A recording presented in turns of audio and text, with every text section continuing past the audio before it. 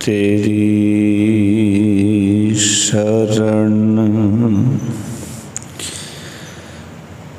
मेरे दीन दयाल, सुख सागर मेरे गुरु गोपाला। कर कृपा नानक गुण गावे, रखो शरम असाड़ी जियो। कर कृपा नानक गुण गावे, राखो शरम असाड़ी जियो।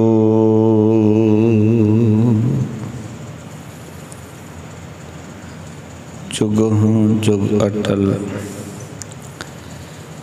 शब्द गुरु बाणी के बोहित,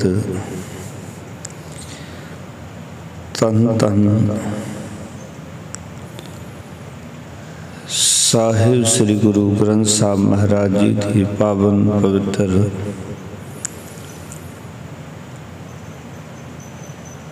हजूरी ते विस्वायमान सत्संगी जनों, अस्थान ते भगतां दी उच्चारण कीती हुई बाणी की लड़ीवार कथा विचारा आरंभ कीती हैं। विचार अधीन अज दा पावन शब्द गौड़ी कबीर जी, जो जन परमित परमन जाना, बातन ही वैकुंठ समाना। पावन अंक 325 के उत्ते दरगाही बोल दर्ज हैं। आओ शब्द की विचार तो पहला अते मूल पाठ करन तो पहला मनोबड़तियां एकाग्र करो। सारियां संगतां ही साहिबां नूं झुकाओ सीस, प्रेम सहित गुरफतेह दी साधना करो। आखो जी वाहिगुरु जी का खालसा, वाहिगुरु जी की फतेह। गौड़ी कबीर जी, गौड़ी कबीर जी, जो जन परमित परमन जाना, जन परमित परमन जाना, बातन ही वैकुंठ समाना, बातन ही वैकुंठ समाना। ना जाना वैकुंठ कहाहीं, ना जाना वैकुंठ कहाहीं, जान जान सब कहें तहाहीं, जान जान सब कहें तहाहीं। रहाओ कहन कहावन नहीं पतियाई है, कहावन नहीं पतियाई है।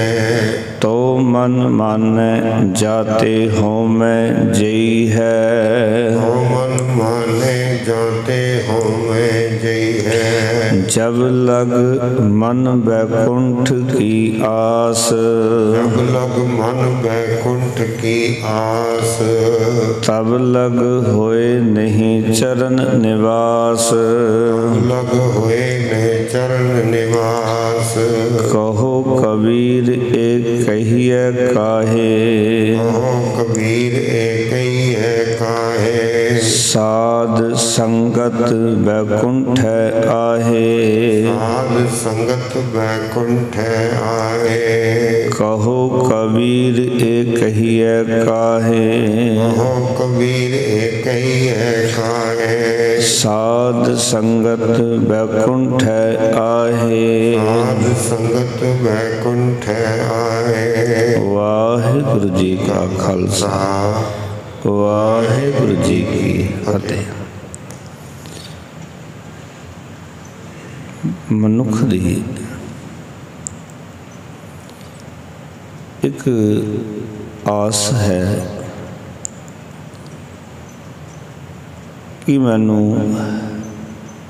वैकुंठ धाम दी प्राप्ति होवे।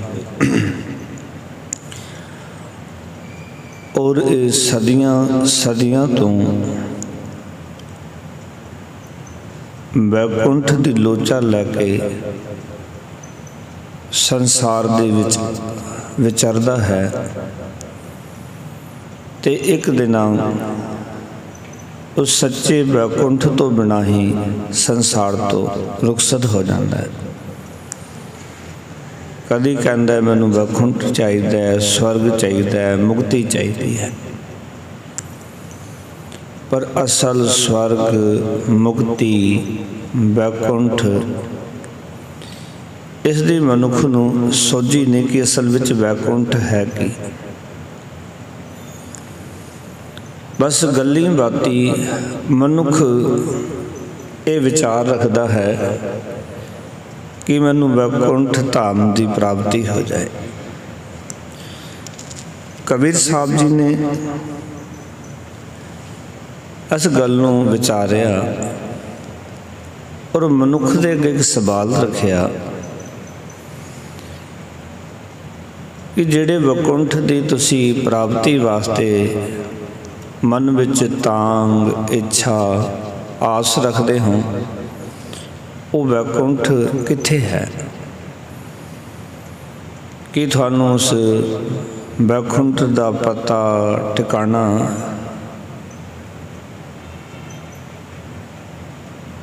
आउंदा भी? वो ठिकाना कित्थे है, वो पता की है, उत्थे दा एड्रैस की है, जां केवल गल्ली बाती ही ये सारियां गल्लां चल रही हैं? पर जिहड़ी कहंदे तुसीं वैकुंठ दीयां गल्लां करदे हो, स्वर्गां दीयां गल्लां करदे हो, मुक्ति दीयां गल्लां करदे हो, कबीर साहब कहंदे मैनूं ते गल समझ आई, कहंदे ना जाना वैकुंठ कहाँ ही। मैनूं तां पता नहीं वो वैकुंठ कित्थे है, मैं नहीं जाणिया। जिहड़े वैकुंठ दीयां मैं गल्लां सुणदा हाँ, जिस वैकुंठ बारे गल्लां चलदियां हैं, भगत कबीर साहब कहते मैनू तो पता नहीं वो वैकुंठ कित्थे है। जान जान सब कहें तहाँ ही। जिथे ये सारे लोग आखते हैं कि वैकुंठ चलना है, वैकुंठ जाना है, असी वैकुंठ विच पहुँचांगे। जान जान का अर्थ है जाना जाना कहते हैं सारे, असी वैकुंठ धाम नूं जाना है। कवि साहब कहते पर मैनू नहीं पता कि वो वैकुंठ कित्थे, असी जाना कित्थे है। असी कही जा रहे हैं कि असी वैकुंठ विच जाना है, वैकुंठ पहुँचना है, पर उस थान का एड्रैस पता उसकी सानू जानकारी कोई नहीं, रस्ते का भी नहीं पता। कई जा रहे हैं असी वैकुंठ धाम अपड़ना है, पहुँचना है, जाना है। कबीर साहब ने एक तर्क खड़ा किया भी जिस ठिकाने का पता ही नहीं, जिसकी सोझी नहीं, असी कही जाइए कि असी उत्थे जाना है, उत्थे जाना है, पता तो बिना असी किवें पहुँचांगे जिस चीज़ का पता ही नहीं, जिसकी जानकारी नहीं। हुण बंदे कहन लगे आखण भी असी मंगल ग्रह ते जाना, पर जिन्होंने ये पता ही नहीं मंगल ग्रह ते की है की नहीं, किदां दा जीवन है, तो सिर्फ गल्ली बात ही है ना। ਇਹਦੀ ਪੂਰਨ ਖੋਜ ਨਹੀਂ, ਉਸ ਟਿਕਾਣੇ ਦਾ ਪੂਰਨ ਪਤਾ ਨਹੀਂ। ਇਸ ਤਰ੍ਹਾਂ ਹੀ ਵੈਕੁੰਠ ਧਾਮ ਦੀਆਂ ਗੱਲਾਂ ਚੱਲਦੀਆਂ ਸਨ ਕਿ ਅਸੀਂ ਤਾਂ ਜੀ ਵੈਕੁੰਠ ਧਾਮ ਚਲੇ ਜਾਣਾ, ਅਸੀਂ ਤਾਂ ਉੱਥੇ ਚੱਲਣਾ, ਉੱਥੇ ਪਹੁੰਚਣਾ। ਜਾਨ ਜਾਨ, ਜਾਨ ਦਾ ਅਰਥ ਹੈ ਜਾਣਾ ਜਾਣਾ, ਚੱਲਣਾ ਚੱਲਣਾ। ਸਭ ਕਹਿ ਤਾਹੀਂ, ਤਾਹੀਂ ਦਾ ਉੱਥੇ ਵੈਕੁੰਠ ਧਾਮ ਆਓ ਕਿ ਜਿੱਥੇ ਇਹ ਸਾਰੇ ਲੋਕ ਆਖਦੇ ਹਨ ਕਿ ਚੱਲਣਾ ਹੈ ਚੱਲਣਾ ਹੈ। ਕਬੀਰ ਸਾਹਿਬ ਕਹਿੰਦੇ ਉਹ ਵੈਕੁੰਠ ਧਾਮ ਦਾ ਮੈਨੂੰ ਨਹੀਂ ਪਤਾ ਉਹ ਕਿੱਥੇ ਹੈ, ਜਿਸ ਦੇ ਬਾਰੇ ਲੋਕ ਕਹਿੰਦੇ ਨੇ। ਪਹਿਲੀ ਪੰਕਤੀ ਵਿੱਚ ਕਹਿਣ ਲੱਗੇ, ਜੋ ਜਨ ਪਰਮਿਤ ਪਰਮਨ ਜਾਨਾ, ਬਾਤਨ ਹੀ ਵੈਕੁੰਠ ਸਮਾਨਾ। ਜੋ ਜਨ, ਜੋ ਮਨੁੱਖ ਨੀਰਾ ਆਖਦੇ ਹਨ ਅਸਾਂ ਉਸ ਪ੍ਰਭੂ ਨੂੰ ਜਾਣ ਲਿਆ ਹੈ, ਅਸੀਂ ਉਸ ਪਰਮਾਤਮਾ ਨੂੰ ਜਾਣ ਲਿਆ। ਜਿਹੜੇ ਕੇਵਲ ਨੀਰਾ ਆਖਦੇ ਹਨ, ਕਿਉਂਕਿ ਬੜਾ ਸੌਖਾ ਇਹ ਆਖਣਾ ਕਿ ਅਸੀਂ ਪਰਮਾਤਮਾ ਬਾਰੇ ਜਾਣਦੇ ਹਾਂ, ਪਰਮਾਤਮਾ ਨੂੰ ਜਾਣਦੇ ਹਾਂ, ਸਾਨੂੰ ਸਭ ਪਤਾ ਹੈ, ਸਾਨੂੰ ਸਮਝਾਉਣ ਦੀ ਲੋੜ ਨਹੀਂ, ਸਾਨੂੰ ਧਰਮ ਦੀ ਵੀ ਪਰਿਭਾਸ਼ਾ ਪਤਾ ਹੈ, ਧਰਮ ਬਾਰੇ ਵੀ ਜਾਣਕਾਰੀ ਹੈ, ਸਮਾਜ ਦਾ ਵੀ ਪਤਾ ਹੈ, ਸੰਸਾਰ ਦਾ ਵੀ ਪਤਾ ਹੈ। ਬੇਅੰਤ ਲੋਕ ਮਿਲ ਜਾਣਗੇ ਜਿਹੜੇ ਕਹਿੰਦੇ ਸਾਨੂੰ ਸਭ ਕੁਝ ਪਤਾ ਹੈ, ਔਰ ਉਹਨਾਂ ਦੇ ਕੋਲੋਂ ਉਹਨਾਂ ਦੇ ਬਾਰੇ ਕੋਈ ਸਵਾਲ ਪੁੱਛੋ ਤੇ ਉਹ ਕਹਿੰਦੇ ਸਾਨੂੰ ਤੇ ਆਪਣੇ ਬਾਰੇ ਵੀ ਨਹੀਂ ਪਤਾ। ਕਿਉਂਕਿ ਆਮ ਗੱਲਾਂ ਦੇ ਵਿੱਚ ਲੋਕ ਇਹ ਗੱਲ ਕਰਦੇ ਹਨ ਕਿ ਅਸੀਂ ਜਾਣ ਲਿਆ। ਜੋ ਮਨੁੱਖ ਨੀਰਾ ਆਖਦੇ ਹਨ ਕਿ ਅਸੀਂ ਉਸ ਪ੍ਰਭੂ ਨੂੰ ਜਾਣ ਲਿਆ ਹੈ, ਜਿਸ ਦਾ ਕੋਈ ਹੱਦ ਬੰਨਾ ਨਹੀਂ ਲੱਭਿਆ ਜਾ ਸਕਦਾ, ਜਿਹੜਾ ਸਾਡੀ ਮਨ ਦੀ ਪਹੁੰਚ ਤੋਂ ਪਰੇ ਹੈ। ਜੋ ਜਨ ਪਰਮਿਤ, ਮਿਤ ਕਹਿੰਦੇ ਨੇ ਅੰਦਾਜ਼ੇ ਨੂੰ, ਪਰਮਿਤ ਦਾ ਅਰਥ ਹੈ ਜਿਹੜਾ ਅੰਦਾਜ਼ੇ ਤੋਂ ਪਰੇ ਹੈ, ਜਿਹਦਾ ਅੰਦਾਜ਼ਾ ਨਹੀਂ ਲਾਇਆ ਜਾ ਸਕਦਾ। ਪਰ ਮਨ, ਮਨ ਤੋਂ ਪਰੇ, ਮਨ ਤੋਂ ਜੋ ਪਰੇ ਹੈ।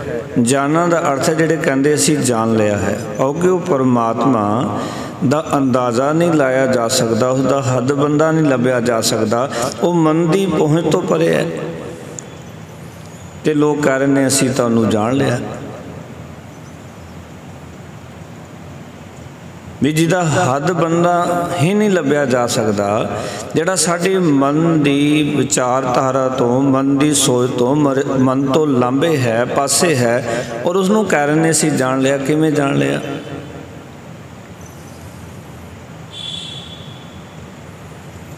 ਕਿਉਂਕਿ ਉਸਨੂੰ ਤੇ ਜਾਣ ਕੇ ਕੋਈ ਗੱਲ ਸਮਝ ਆਉਂਦੀ ਕਿ ਅਸੀਂ ਅਣਜਾਣ ਹਾਂ, ਅਸੀਂ ਉਹਨੂੰ ਬਿਲਕੁਲ ਨਹੀਂ ਜਾਣਦੇ।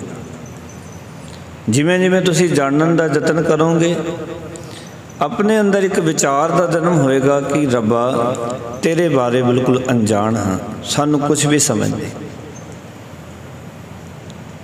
ਕਿਉਂਕਿ ਉਹਨੂੰ ਜਾਣਨ ਦਾ ਜਿਸ ਨੇ ਵੀ ਯਤਨ ਕੀਤਾ ਤੇ ਉਸ ਦੇ ਵਿੱਚ ਜਾ ਕੇ ਉਹ ਸਮਾ ਗਿਆ, ਉਸ ਬਾਰੇ ਦੱਸ ਨਹੀਂ ਪਾਇਆ। ਇੱਕ ਵਿਚਾਰ ਵਿਦਵਾਨ ਕਰਦੇ ਹਨ ਕਿ ਨਮਕ ਦੇ ਢੇਮ ਆਪਸ ਦੇ ਵਿੱਚ ਗੱਲਾਂ ਕਰਦੇ ਨੇ। ਉਹ ਕਹਿੰਦੇ ਨੇ ਅਸੀਂ ਇਸ ਸਮੁੰਦਰ ਦੀ ਡੂੰਘਾਈ ਨੂੰ ਨਾਪ ਕੇ ਦੱਸਾਂਗੇ ਕਿਤਨੀ ਹੈ। ਆਪਸ ਵਿੱਚ ਗੱਲਾਂ ਚੱਲਦੀਆਂ ਹਨ। ਉਹ ਕਹਿੰਦੇ ਆਪਾਂ ਨਹੀਂ ਨਾਪ ਸਕਦੇ, ਨਾਪਿਆ ਨਹੀਂ ਜਾ ਸਕਦਾ। ਇੱਕ ਢੇਮ ਉਹਨਾਂ ਵਿੱਚੋਂ ਕਹਿੰਦਾ ਮੈਂ ਸਮੁੰਦਰ ਵਿੱਚ ਜਾਵਾਂਗਾ, ਫਿਰ ਤੁਹਾਨੂੰ ਆ ਕੇ ਦੱਸਾਂਗਾ ਕਿ ਸਮੁੰਦਰ ਦੀ ਡੂੰਘਾਈ ਕਿੰਨੀ ਹੈ। ਤੇ ਉਹ ਜਿਹੜਾ ਨਮਕ ਦਾ ਢੇਮ ਸਮੁੰਦਰ ਦੇ ਵਿੱਚ ਗਿਆ, ਬਾਹਰ ਵਾਲੇ ਉਡੀਕ ਕਰਦੇ ਹਨ ਹੁਣ ਆ ਕੇ ਦੱਸੇਗਾ, ਹੁਣ ਆ ਕੇ ਦੱਸੇਗਾ, ਪਰ ਉੱਥੇ ਜਾ ਕੇ ਵਾਪਸ ਨਾ ਮੁੜਿਆ। ਉਹ ਸਮੁੰਦਰ ਦਾ ਹੀ ਰੂਪ ਹੋ ਗਿਆ। ਇਹ ਗੱਲ ਯਾਦ ਰੱਖਣਾ, ਜਿਹੜੇ ਪਰਮਾਤਮਾ ਨੂੰ ਜਾਣਨ ਵਾਸਤੇ ਜਾਂਦੇ ਨੇ ਨਾ, ਉਹ ਜਦੋਂ ਉਸ ਅਵਸਥਾ ਵਿੱਚ ਪੜ੍ਹਦੇ ਹਨ ਫਿਰ ਮੁੜ ਕੇ ਇਹ ਨਹੀਂ ਦੱਸ ਪਾਉਂਦੇ ਕਿ ਇਹ ਕਿਤਨਾ ਕੁ ਡੂੰਘਾ, ਕਿਉਂਕਿ ਉਸ ਦੇ ਵਿੱਚ ਜਾ ਕੇ ਸਮਾ ਜਾਂਦੇ ਹਨ। ਇਹ ਵੀ ਗੁਸਤਾਖੀ ਮਾਫ ਕਰ ਦੇਣਾ ਜਿਹੜੇ ਲੋਕ ਦੱਸ ਰਹੇ ਨੇ ਕਿ ਪਰਮਾਤਮਾ ਇੱਦਾਂ, ਪਰਮਾਤਮਾ ਇੱਦਾਂ, ਤੇ ਗੁਰੂ ਨਾਨਕ ਪਾਤਸ਼ਾਹ ਉਹਨਾਂ ਨੂੰ ਇਹ ਵੀ ਕਹਿੰਦੇ ਨੇ ਕਿ ਸੋਈ ਅਜਾਨ ਕਹੇ ਮੈਂ ਜਾਨਾ, ਜਾਨਨ ਹਾਰ ਨਾ ਛਾਨਾ ਰੇ। ਉਹ ਅਣਜਾਣ ਨੇ, ਅਣਜਾਣ ਨੇ, ਜਾਣ ਨਹੀਂ ਸਕਦੇ। कर की कर रहे ने कहने बातन ही वैकुंठ समाना। वो मनुख नीरियां गल्लां नाल वैकुंठ विच अपड़दे हन। भाव यह है कि वो गप्पा ही मार रहे हैं कि उन्हें वैकुंठ असल विच डिठ लिया है। उन्होंने वैकुंठ नूं डिठिया ही नहीं। जिसने डिठ लिया वो तो उसते मोहित हो जाता है, दसन जोगा नहीं रहिंदा। उसकी अवस्था तो ऐसी बन जाती है कि जिहड़ा भंवरा कमल दे कोल चला गया, उसकी सुगंधी लैनी शुरू कर दी, उसदे विच लीन होकर अपने प्राणता त्याग दिंदा है, पर वापस आके दस नहीं पाता कि उस फुल दे अंदर कितना आनंद सी, नहीं दस पाता। क्योंकि जिहड़े लोग आख रहे ने बातन ही वैकुंठ समाना, निरियां गल्लां नाल वैकुंठ विच अपड़दे हन। देखो गल्लां नाल वैकुंठ का नक्शा बना लेना, उत्थे पहुँच जाना, गल्लां नाल लोकां नूं पहुँचा देना। ना तो गल्लां सुनन वाले पहुँच सकते, ना गल्लां करन वाले पहुँच सकते, क्योंकि वैकुंठ की जो जानकारी नहीं, उत्थे तो रस्ता ही नहीं पता, उस थां की सानू सोझी नहीं, तो गल्लां नाल की होएगा। तुसीं इत्थे बैठे गल्लां नाल कहो कि मैं अमरीका पहुँच गया, मैं सिंगापुर पहुँच गया, मैं आस्ट्रेलिया पहुँच गया, गल्लां नाल थोड़ी पहुँचा जाना। उसदे वास्ते तो उद्यम, उपराले, जतन, इंतजाम करने पैंदे। ते बंदा ना कोई उसकी प्राप्ति दे वास्ते इंतजाम कर रहा है, ना कोई उद्यम उपराला कर रहा है, ना कोई जतन कर रहा है, तो बिना जतना तो गल्ली बाती कह रहा है मैं वैकुंठ विच अपड़ गया हाँ, तो कबीर साहब कहते ने वो गप्पा मार रहे हैं। क्यों? उन्हें वैकुंठ असल विच डिठा ही नहीं है, क्योंकि गल्लां दे नाल वेख्या नहीं जा सकता। उत्थे पहुँच के ही वेख्या जा सकता है, उत्थे तक पहुँच के जाए तां ही उन्होंने वेख्या जा सकता। जिहदी पहुँच ही नहीं और गल्लां ही कर रहा है, गल्लां दे नाल कहने वैकुंठ धाम नूं देखा नहीं जा सकता। वो परमात्मा तां उसका ना अंदाज़ा लाया जा सकता है और साडे मन दी विचारां तो परे है। ते निराशी कई रहे ने परमात्मा नूं प्राप्त कर लिया, असीं रब नूं जान लिया। जान जान के की जानांगे रब दे बारे?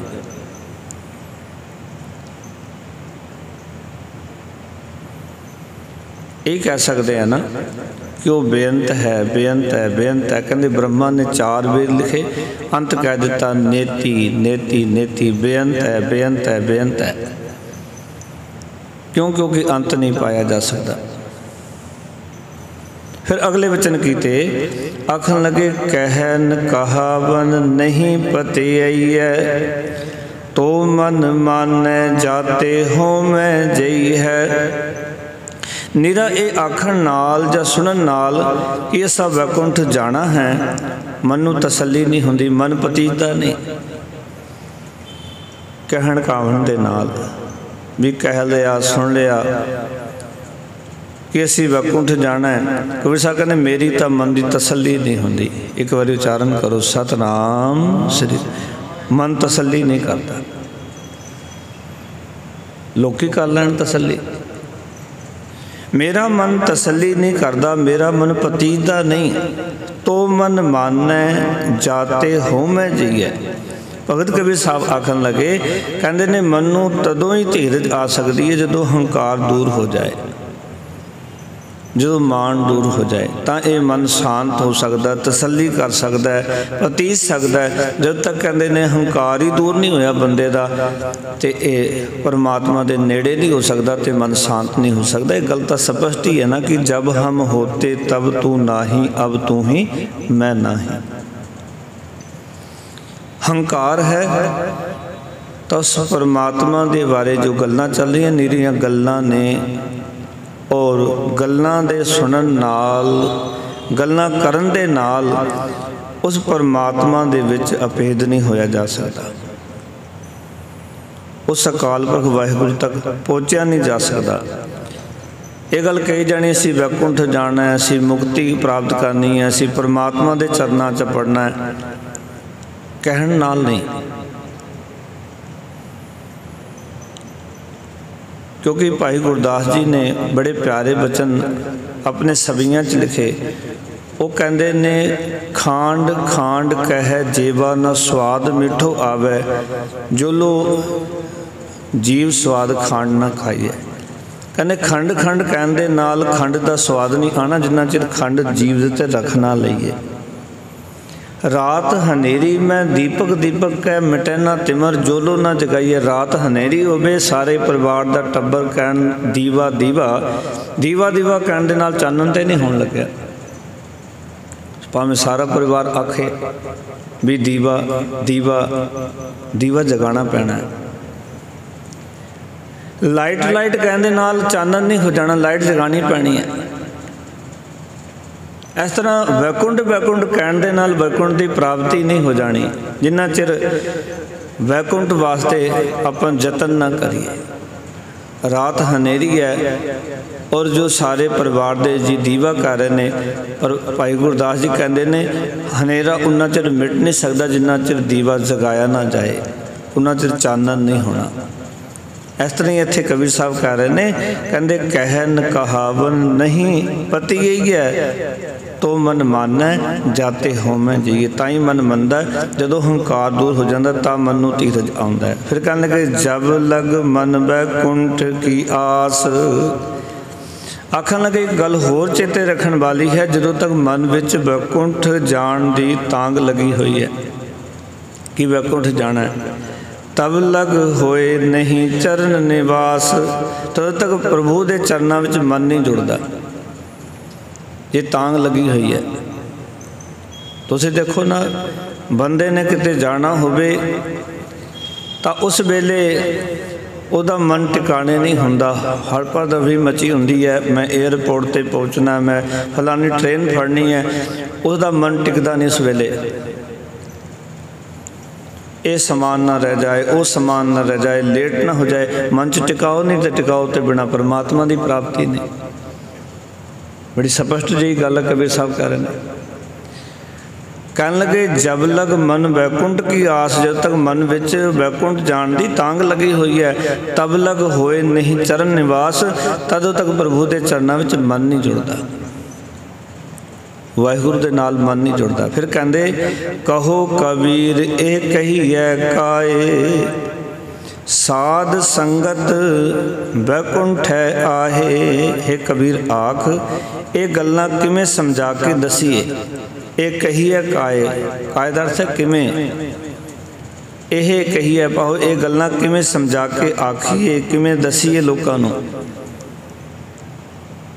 ये लोगों को किमें दसीए किमें समझाइए। कहने साध संगत वैकुंठ आए। भाओ ये गल प्रथक है कि साध संगत ही असल वैकुंठ है, जिथे थोड़े फुरने मर जाते, थोड़ी होमें दूर हो जाती है, जिथे कि साध संगत में बैठ के थोड़ियां इच्छावां वो शांत हो जानियां, थोड़े जीवन दे विच गल्लां बातां मुक जानियां। साध संगत विच आके सब कुछ रुक जाता है, साडे फुरने रुक जाते हैं, विकार रुक जाते हैं। तो कहते भगत कृष्ण असल जिहड़ा वैकुंठ है ना वो साध संगत है।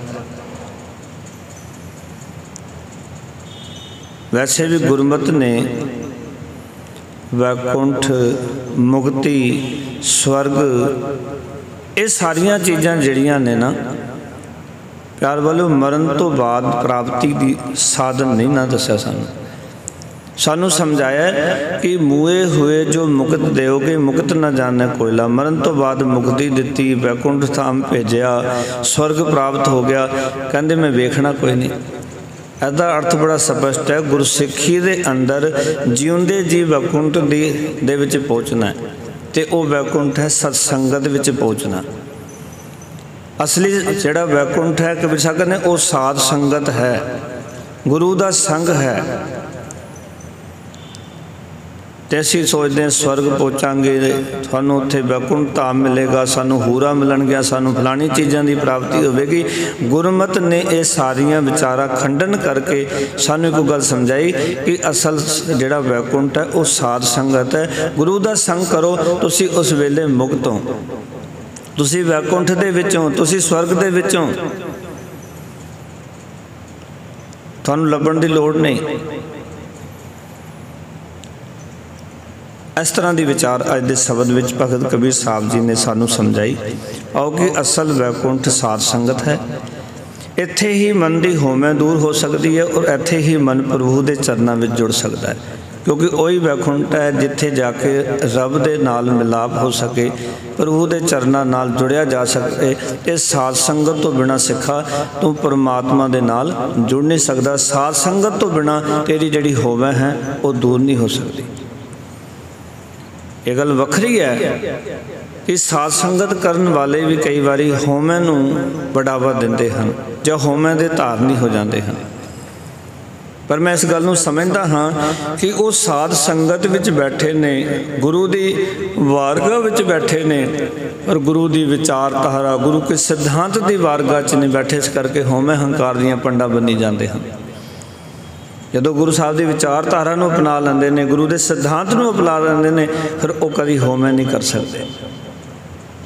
हाँ, गुरु की वारगा विच आके ये कहण भी असीं सत्संगत करके आया नहीं, तुसी ईरखा की संगत, द्वैत की संगत, तुसी निंदा चुगली की संगत विच ही बैठ के आ गए, क्योंकि तुहाडा मन तो निंदा चुगली विच एक दूजे नूं माड़ा चंगा कहण दे विच ही लग्या रहा।